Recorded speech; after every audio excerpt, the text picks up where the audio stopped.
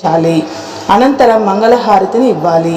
శ్రావణ మంగళవారం మంగళగౌరి వ్రత కథ. ప్రాచీన కాలంలో ఒక పట్టణంలో ఓ బ్రాహ్మణుడు మరియు అతని భార్య ఉండేవారు. వారికి ఒక కుమార్తె ఉండేది. ఆమె పేరెంతో పవిత్రమైనది, కానీ వారు బీదవారు.